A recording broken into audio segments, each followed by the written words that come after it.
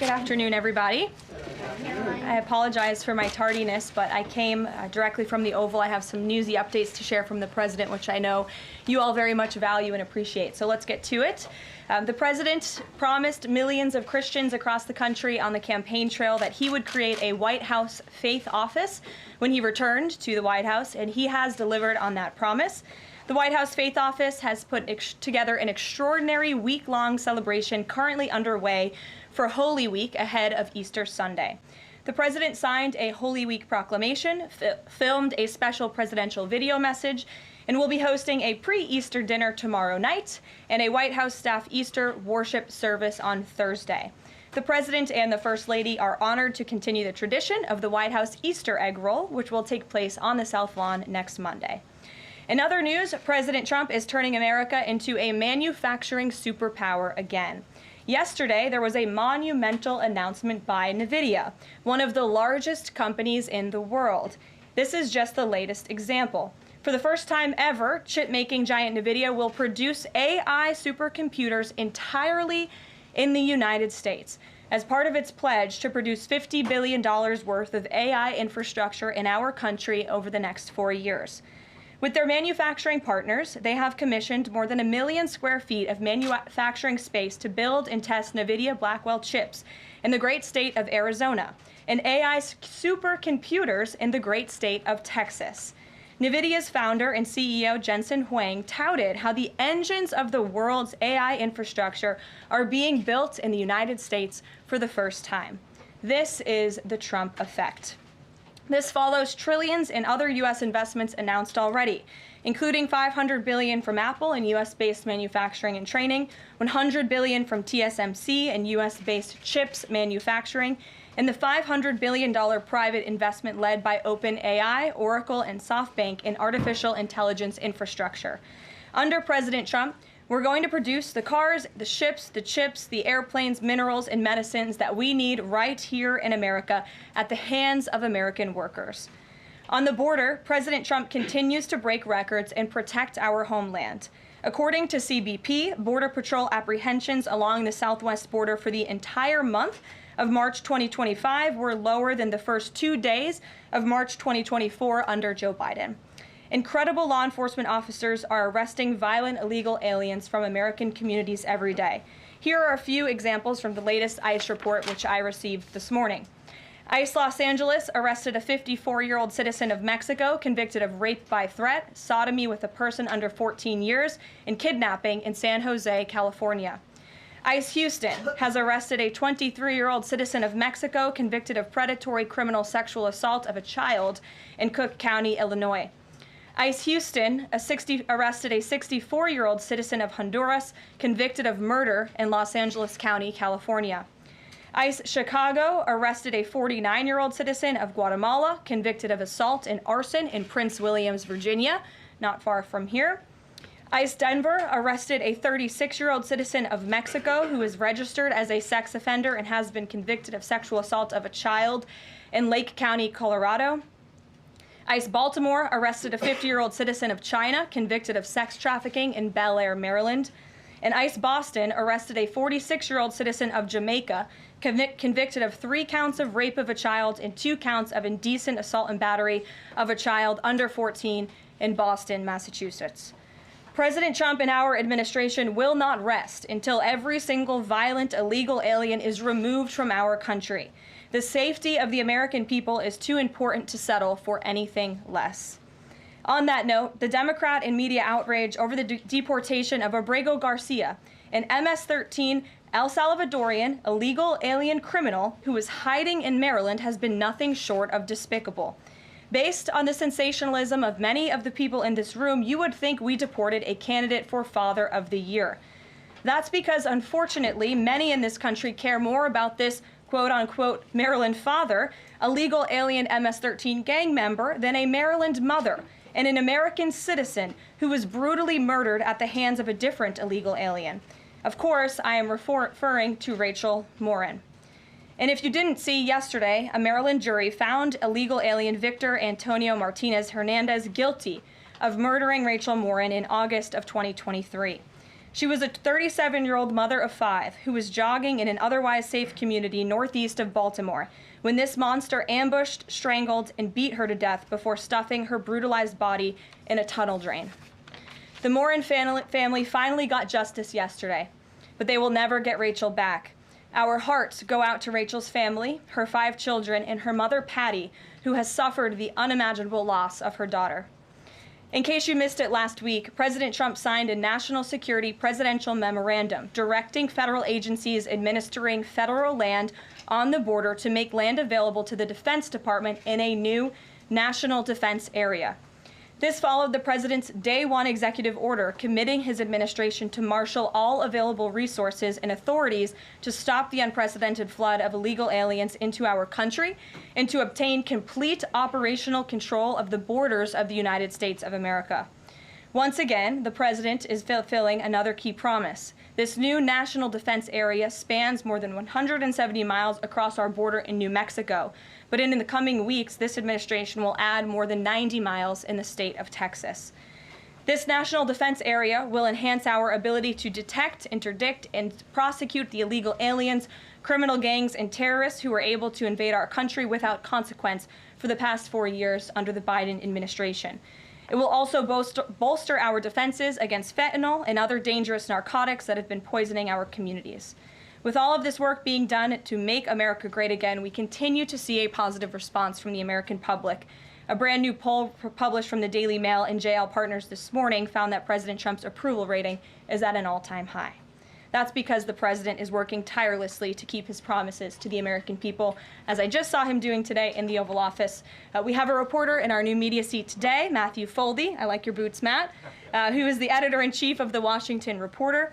Washington Reporter is a new, fast-growing outlet that breaks stories about legislation and interviews leaders in Congress and across the administration. The publication's readership includes the highest levels of business and government. And with that, please kick us off, Matt. And we've interviewed you as well. So Karoline, thanks so much for having me here on behalf of our readership and the millions of Americans who I think appreciate what you're doing with the new media seat here and making this a more accessible briefing room. I'm curious with Harvard, we saw the Trump administration today announced it's cutting around $2 billion, or freezing $2 billion in funds to Harvard because the campus has serious problems with violence and with anti-Semitism. We saw President Obama, former President Obama, side with Harvard, which rejected the Trump administration's demands. I'm curious, where does the administration see this going with Harvard and with other colleges and universities in America that are refusing to reform in wake of the sort of craziness that we've seen take over some of them? Thank you, Matt, for being here, and thanks for the question. When it comes to Harvard, the president's position on this is grounded in common sense. In the basic principle that Jewish American students, or students of any faith, should not be illegally harassed and targeted on our nation's college campuses. And we unfortunately saw that illegal discrimination take place on the campus of Harvard. There are countless examples to prove it, particularly with the stunning confession by then Harvard President Claudine Gay, who said that bullying and harassment depended on the context. The president at that time made it clear to the American public he was not going to tolerate illegal harassment and anti-Semitism taking place in violations of federal law. So the president made it clear to Harvard, follow federal law, no longer break Title VI, which was passed by Congress to ensure no student can be discriminated against on the basis of race, and you will receive federal funding. Unfortunately, Harvard has not taken the president or the administration's demands seriously. All the president is asking, don't break federal law, and then you can have your federal funding. I think the president is also begging a good question. More than $2 billion out the door to Harvard when they have a more than $50 billion endowment. Why are the American taxpayers subsidizing a university that has billions of dollars in the bank already? And we certainly should not be funding a place where such grave anti-Semitism exists. I'm curious, you had just mentioned Rachel Morin, and I'm a Maryland man, and I think most Marylanders appreciate what you were saying today. We've seen that Chris Van Hollen, who was Rachel Morin's senator, basically threatening to fly to El Salvador to press for the release of someone who was in America illegally. And not as much sort of from him about Rachel Morin's horrific murder and the verdict that was, I think, rightly reached yesterday. What does the administration think about the priorities we're seeing from Senate Democrats in terms of illegal immigrants instead of the work that agencies like ICE and DHS are doing with the Trump administration? It's mind-boggling, the priorities of the modern-day Democrat Party. I think it's atrocious that you have Democrats in Congress on Capitol Hill who swear an oath to protect their constituents and to serve them in Washington, D.C., spending more time defending illegal immigrant gang members than their own constituents and law-abiding American citizens like Rachel Morin. And I saw the president personally on the campaign trail, and I continue to see him in his role as president of the United States, put American families first, reach out to the victims, the families of victims at the hands of illegal immigrant crime, and frankly, the actions and the words of the Democrat Party prove they could not care less about the American public. And maybe if they did, they'd see a bit higher approval ratings right now. Thanks for being here with us today. Peter. Thank you, Karoline. To follow up on something that you just said, why do Ivy League schools get so much federal funding? It's a very good question, and it's a question the president has obviously raised in his discussions and negotiations with not just Harvard, but also Columbia and many other Ivy League institutions. We have the Anti-Semitism Task Force, which the president promised and delivered on. The Anti-Semitism Task Force is across the government, representatives from various federal agencies who meet on a weekly basis to discuss the question that you just raised. And I think a lot of Americans are wondering why their tax dollars are going to these universities when they are not only indoctrinating our nation's students, but also allowing such egregious illegal behavior to occur. To follow up on immigration, deporting American citizens to Central American prisons, is it legal, or do you need to change the law to do it? Well, it's another question that the president has raised. It's a legal question that the president is looking into. And he talked about this yesterday when with his meeting with President Bukele in the Oval Office.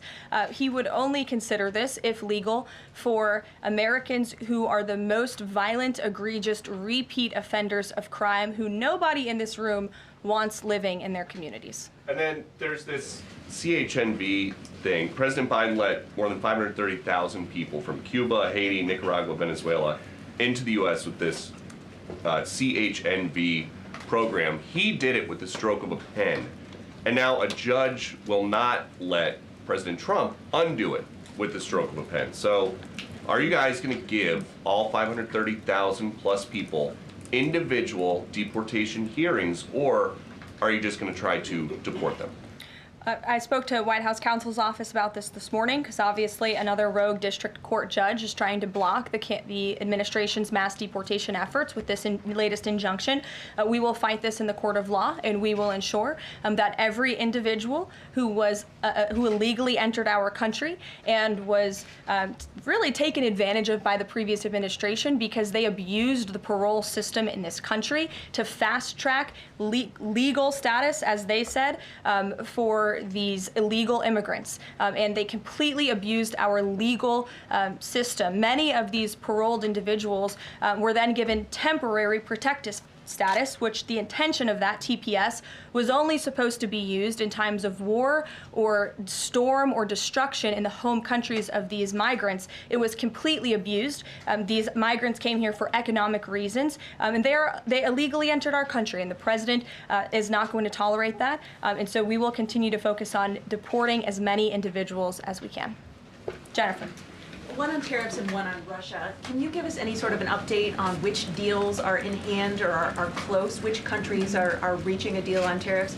And then on Russia, can you give us an update on what the agreement was with Russia? The president yesterday said that he thinks we'll be seeing some very good deals very soon. Can you talk a little bit about what Russia agreed to? Sure. I don't want to get ahead of our United States Trade Ambassador and Secretary of Commerce, the Secretary of Treasury, all the great individuals who are working incredibly hard to cut these good trade deals. And the president's deeply involved in this as well. He has made it clear to his trade team he wants to personally sign off on all of these deals too. And so I don't want to get ahead of them on announcements, but obviously, as you've heard from numerous administration officials, there have been many talks with countries. We've had more than 15 deals, pieces of paper put on the table, proposals that are actively being considered. And as we've said consistently, more than 75 countries have reached out. So there's a lot of work to do. We very much understand that, but we do believe that we can announce some deals very soon. And then on Russia, can you say, did Russia agree to anything with Special Envoy Steve Witkoff? I don't want to get ahead of those negotiations as well. What I can tell you is that they were a productive conversation was had.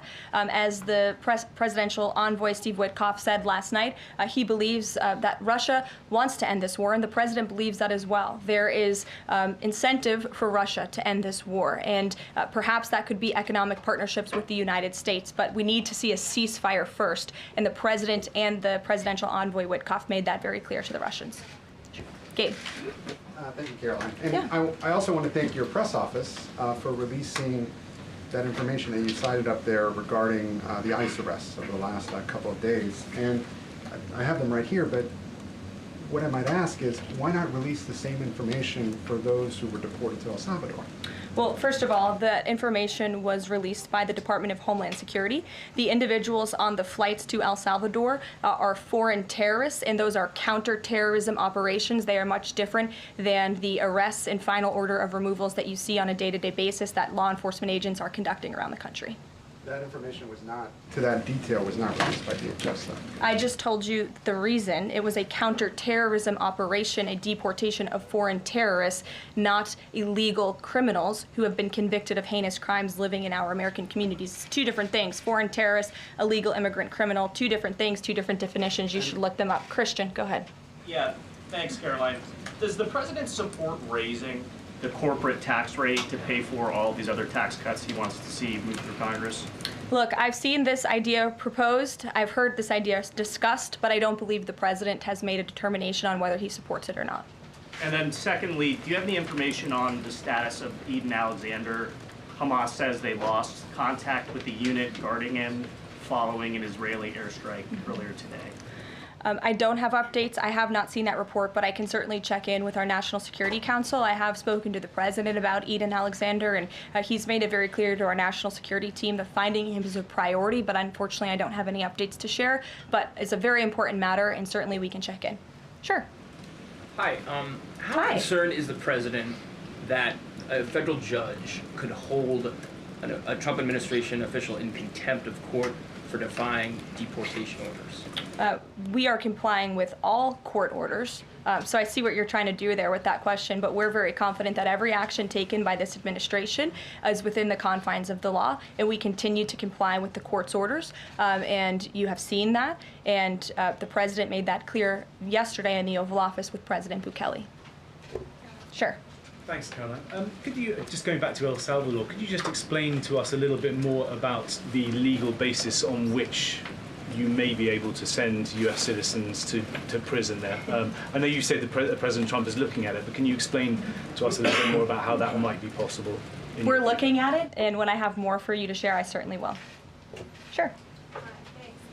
Still going off the El Salvador questions, yesterday in the Oval Office, administration officials made it very clear that El Salvador is responsible for Mr. Abrego Garcia, yet El Salvador's president said we're not going to do anything with him. So my question is, who is responsible for this man and where he's going to end up? Well, no. First of all, President Bukele said that he is not going to smuggle a foreign terrorist back into the United States of America, as many in this room in the Democrat Party seemingly want him to do.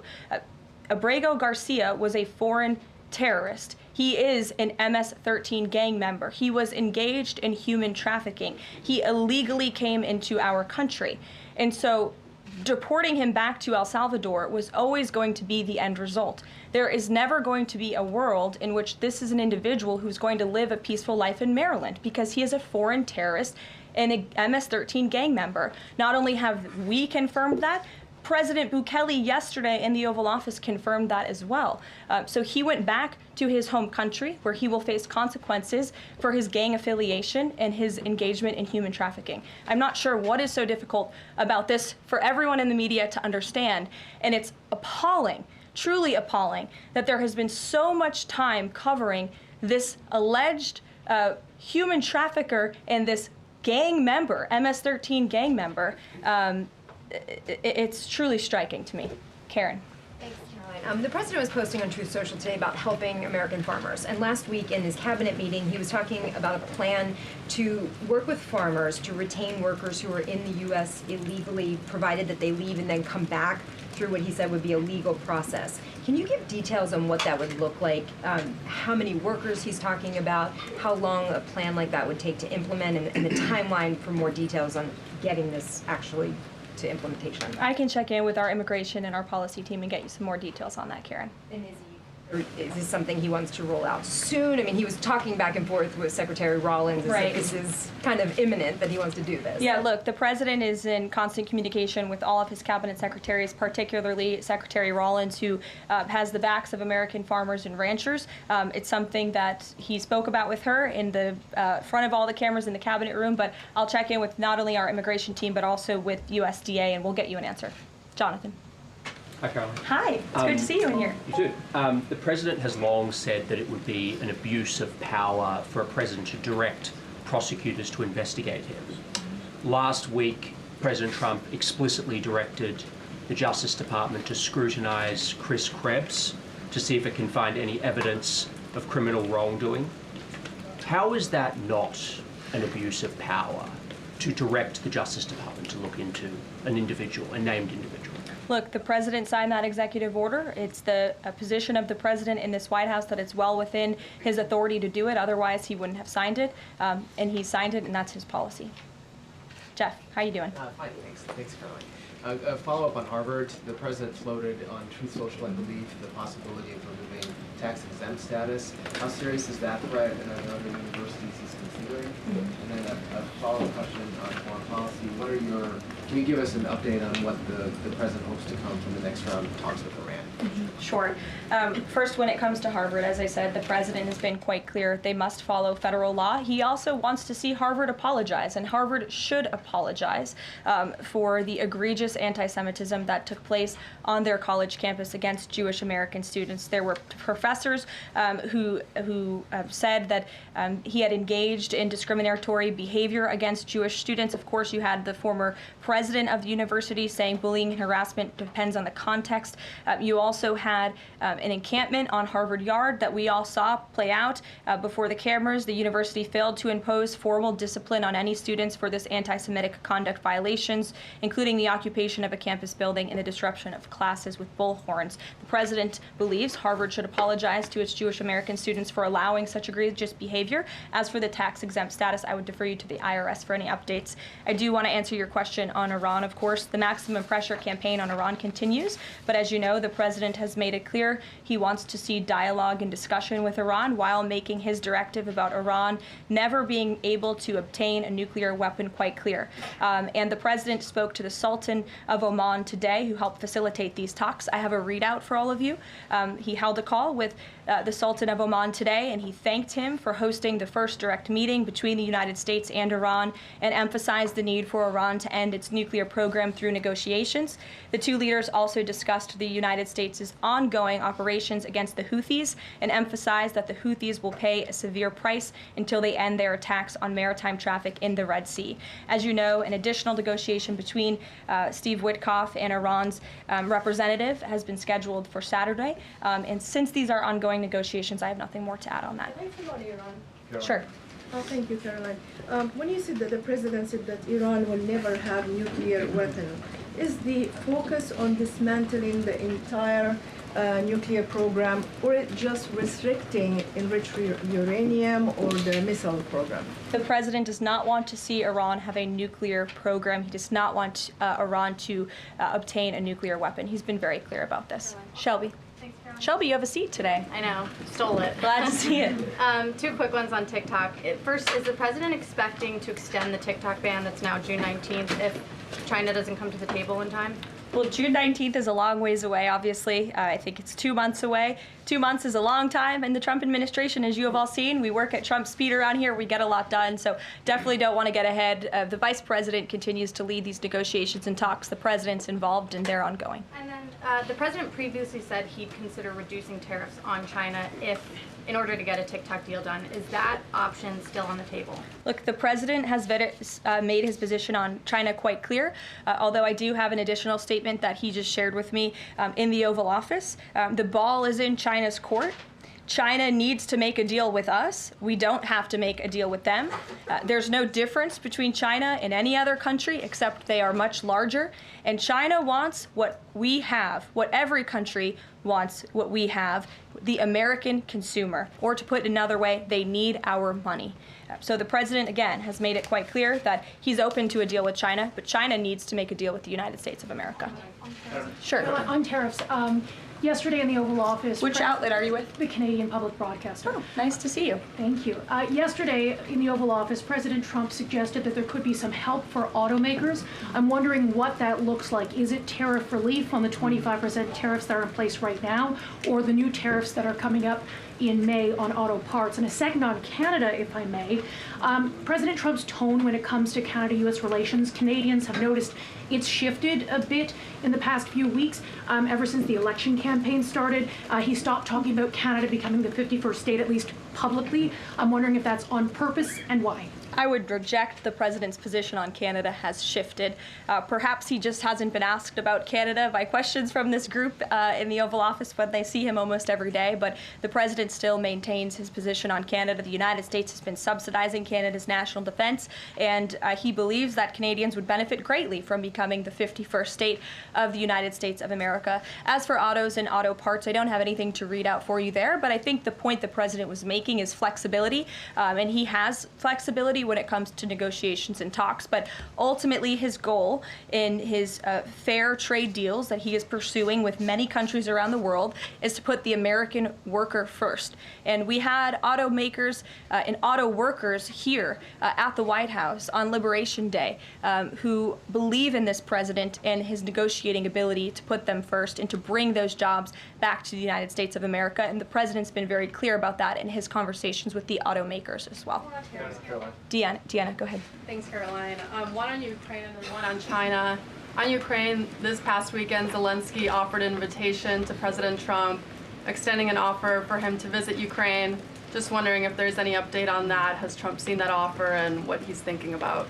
I don't know. Actually, I haven't talked to the president about that, or if he saw Zelensky's offer. I'm sure he did. I haven't spoken to him about it. I can ask him what he thinks. I certainly don't have any plans to share on a potential trip to Ukraine, though. And then on China, this last week, Chinese officials were posting videos on, social media sites depicting Trump, J.D. Vance, Elon Musk in AI-generated videos working in factories, putting together Nike shoes and iPhones and products like that.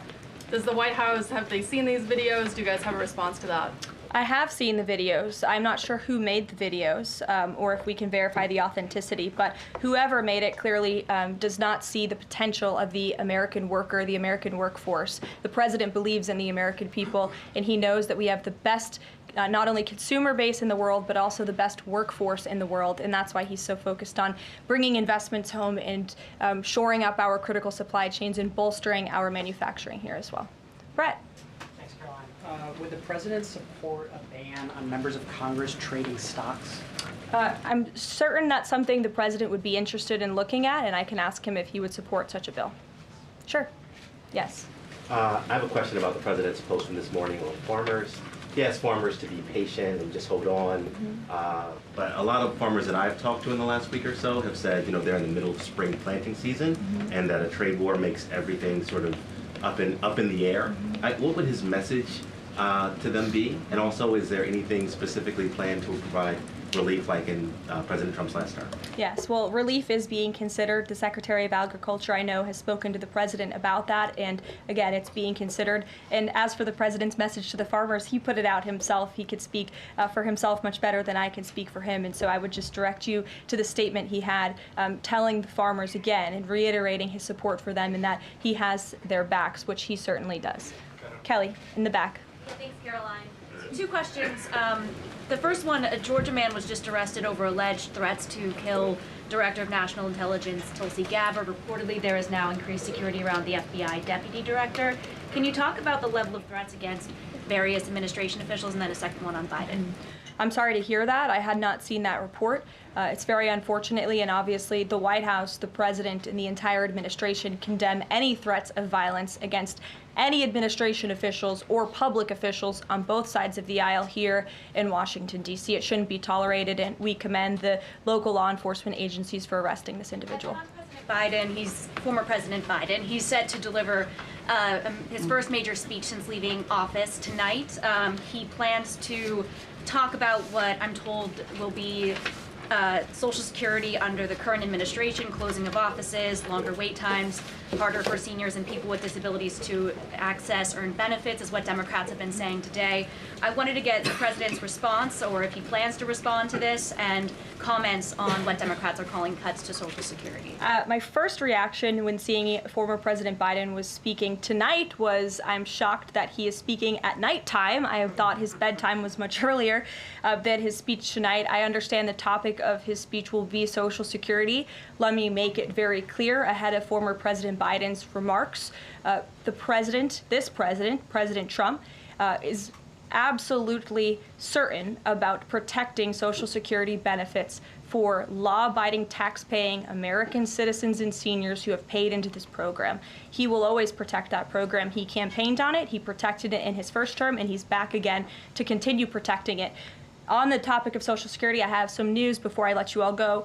Later this afternoon, the president will be signing a presidential memorandum aimed at stopping illegal aliens and other ineligible people from obtaining Social Security Act benefits. The memorandum will direct the administration to ensure ineligible aliens are not receiving funds from the Social Security Act programs. It will expand the Social Security Administration's fraud prosecutor program to at least 50 U.S. attorney offices and establishes a Medicare and Medicaid fraud prosecution program in 15 U.S. attorney offices. The memorandum will also require the Social Security Administration Inspector General to investigate earning reports for individuals aged 100 or older with mismatched Social Security records to combat identity theft. And the memorandum will direct the Social Security Administration to consider whether to reinstate the use of civil monetary penalties against individuals who engage in Social Security fraud, an effort that has been paused for several years.